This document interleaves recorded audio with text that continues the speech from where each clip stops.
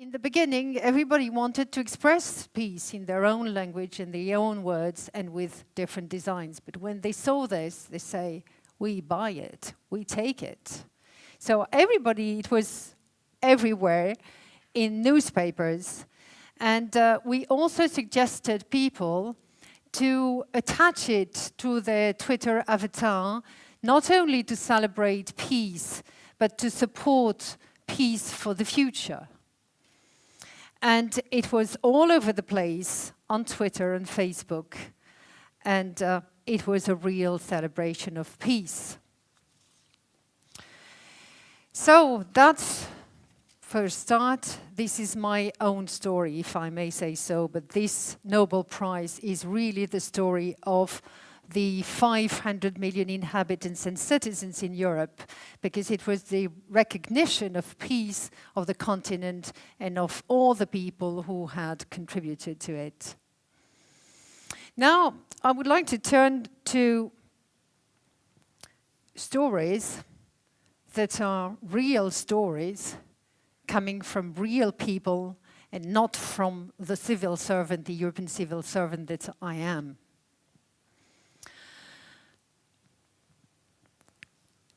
As you see, you have 3 different people. And the first one, called Jessica, she's a student, but unfortunately she's suffering from a cerebral palsy, which hampers her mobility and her balance. But she didn't want to give in, and she wanted to really study and to do something of her life.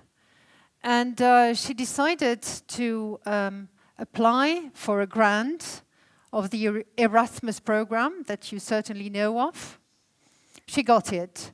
And she came from Ireland to Spain, to Barcelona, and to the Autonomous University of Barcelona to study Catalan, and she also studied French and Spanish. And now she is a language assistant in France. The second one, she is the CEO of a company, a small company, but very a cutting-edge company here in Barcelona, which is called Cognicor, and it deals with artificial intelligence. And this person got financing from the European Commission to start the business, and then she was also awarded one of the most technical startup awards. The third and last example, José. José is also a Spanish guy, so no wonder that I have taken Spanish examples. José grew up in Sierra Nevada, and he started a business on about cars parts, and but very, very quickly it went bankrupt. He had no orders anymore because of the crisis, and thanks to the European Social Fund, he went on a course to change his management practices and also to expand his market possibilities through greater innovation. And the result of this is that now he's got a company with 70 staff and having a revenue of around 10 million on a yearly basis. So you see, these are 3 examples from people living not in Brussels, but in Spain, having different backgrounds, and who found one solution, which was the European project. Of course, all these stories are nice stories, easy to tell, but as you can imagine, all these stories and communicating all these stories is a challenge. And I would like to save a few minutes on the challenge that the European institutions, and in particular the European Commission that I'm representing tonight, are facing with. One of our main assets, as you know, is diversity, and even the motto of the European Union is unity in diversity. But diversity is an asset, but very often it turns into a challenge as well. Why? Because we have different diversities that we have to cope with. And the first one is the diversity of context. Of course, when you have a look at the perception of people concerning the crisis, you can see from the slide, which is one of the latest Eurobarometer surveys. It's the surveys that we conduct on a regular basis, on a 6-monthly basis. You see that when you ask people, who would you judge the current situation in each of the following countries? How would you judge it? And you have the countries. You see that the blue line is at 75% in Sweden, whereas in Greece and Spain it is 2%, i.e. they have really a completely different perception when it comes to their national economy in these countries. Of course, it is no surprise to you, but it means that it is very difficult to tell the same story to so many people at the same time. And one of our richness, which is our languages, you know that we have 23 languages and soon 24, 27 member states and soon 28, with Croatia joining on the 1st of July. And we have 500 million inhabitants. It is a huge challenge to convey a message and to tell stories to all these people. And of course, each has their own interests. They have their own differences in terms of age, nationality, gender, and so on and so forth. So it means that, of course, you know what it is. You have to segment your audience and to be more precise to target, as the speakers before said, for storytelling. The second issue, the second challenge that we have in terms of diversity is the diversity of approach. Our approach to communicating, to storytelling, is not the same as the majority of you will follow, because you mainly are the private sector and we're not the private sector. What does that mean? It means that we don't sell finished products, because what we sell are policies, our values, our initiatives. And it is not as easy to sell as a final product. To give you an example, when the European Commission submits a proposal, it has to go through a legislative process, i.e. it has to go through the European Parliament that will agree or not, and then to the European Council that will agree or not, which means that it can take 2 years, or even more, sometimes less. And which means that the European Commission has not really interest in communicating about a proposal. If it does fail, if the outcome is not good, so what?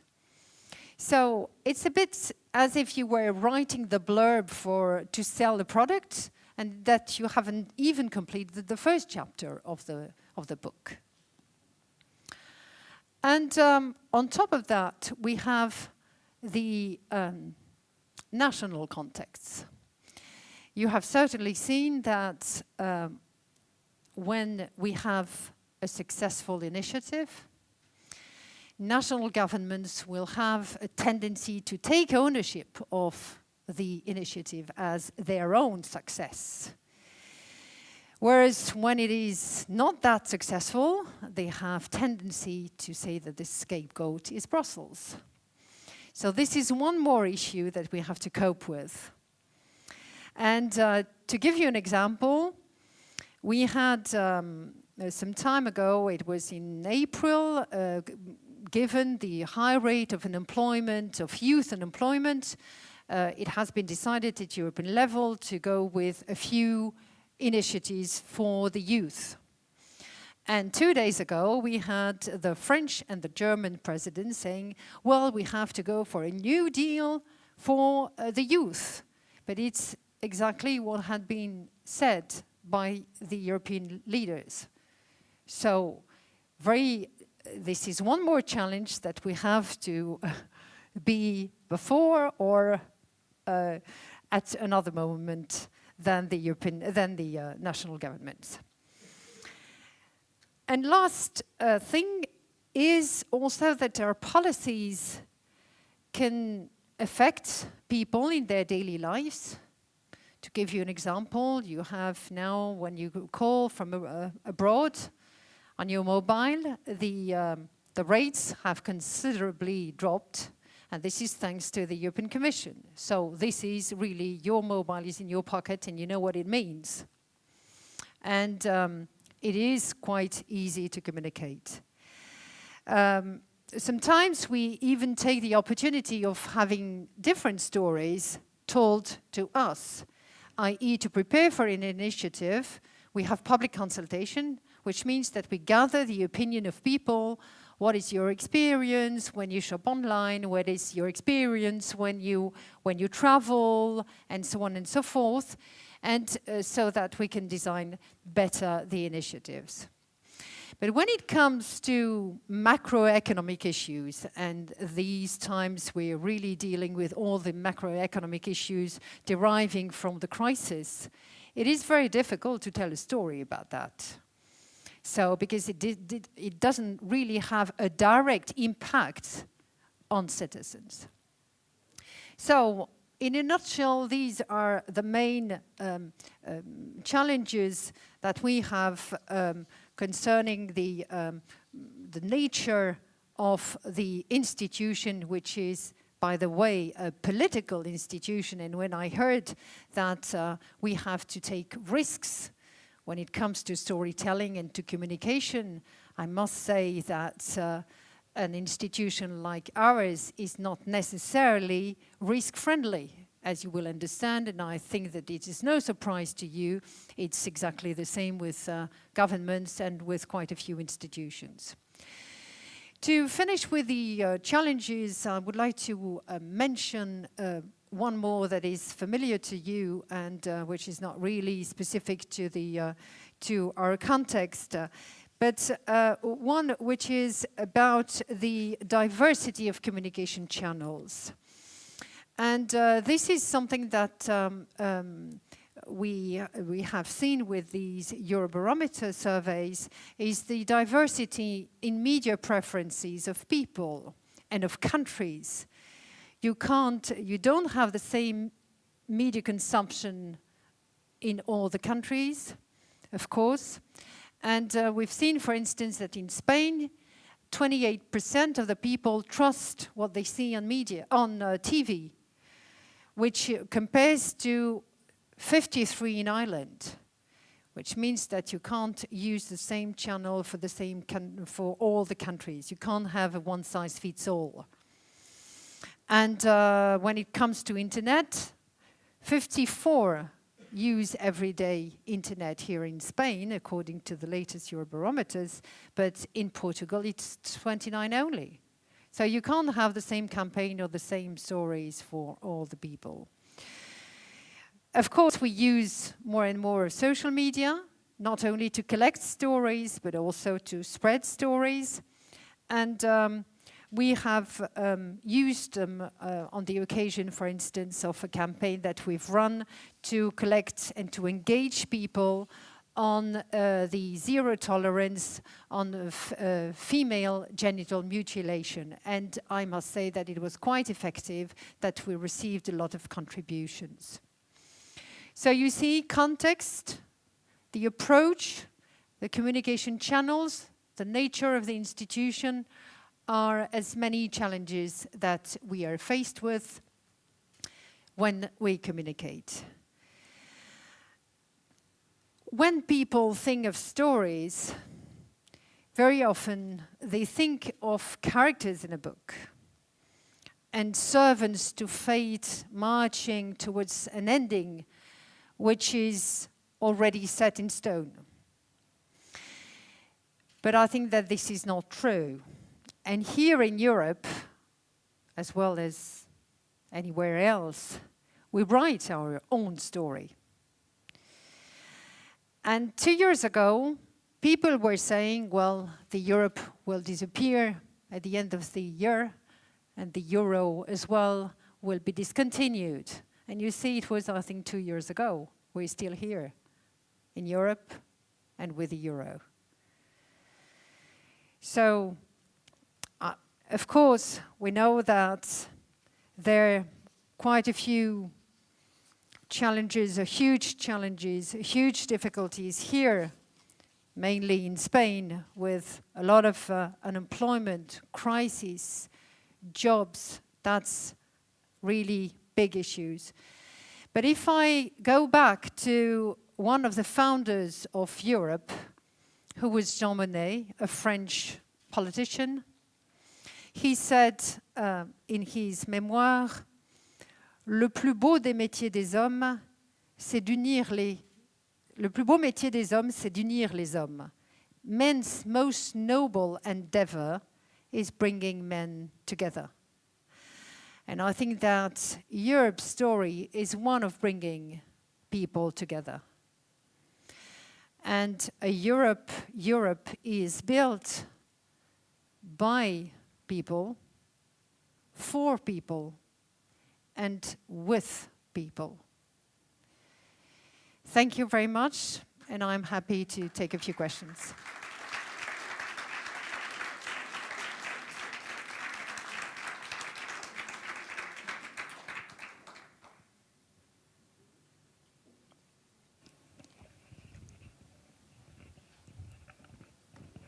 Thank you. Greetings from Russia. I just want to ask you a question. You can answer personally or from your job position. What was the most difficult story you ever had to tell?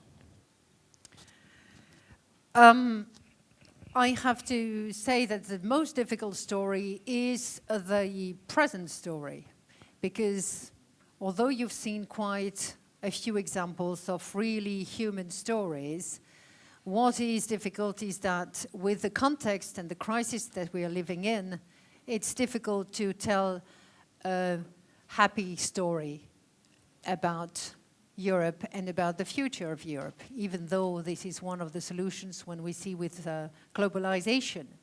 But this is an ongoing challenge, I would say. Thank you for your speech. I have a question. As you were talking about risk and the risk aversion that exists in political institutions like maybe the European Commission, don't you think that creates a distance, that this prohibits a little bit getting closer to people nowadays, this risk aversion in communication?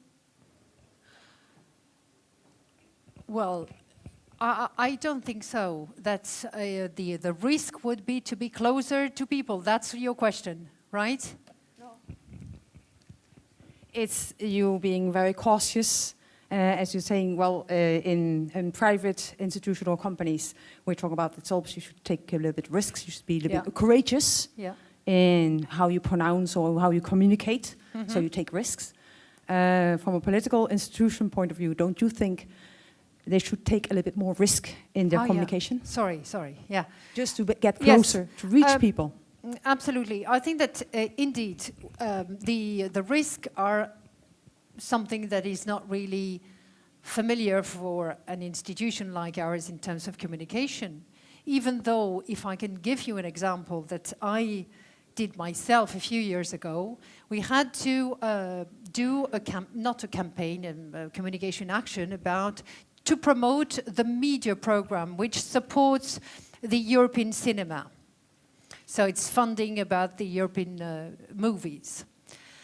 And we decided to launch a video just taking a few excerpts from supported films, media-supported films, and to put them together and do a film about love.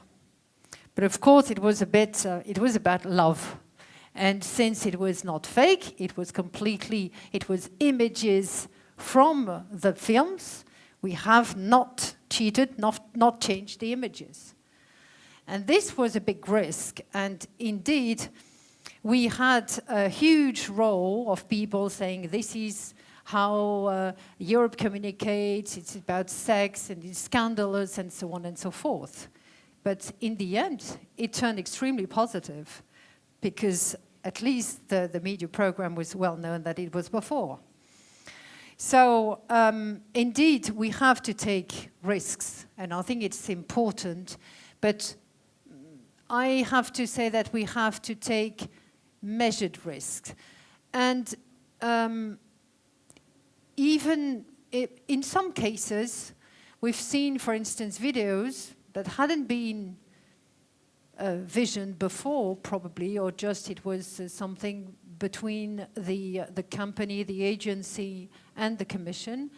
And it came viral, but very negatively, because one was taxed with racism or nationalism, and so on and so forth. So we have, you see, to each time we do something, just to bear in mind, okay, it shouldn't be thought as racist, as this or that. If we have people, we should make sure that we have a person from each color, and so on and so forth. So risk, definitely, and we should take more risks, but still, we have to be a bit vigilant.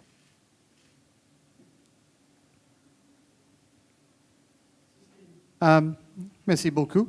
I wanted to save the last question for myself. I'm curious, communication in general over the last few years has moved from sort of a very heavy focus on message delivery to more of a focus on engagement and dialogue and conversation.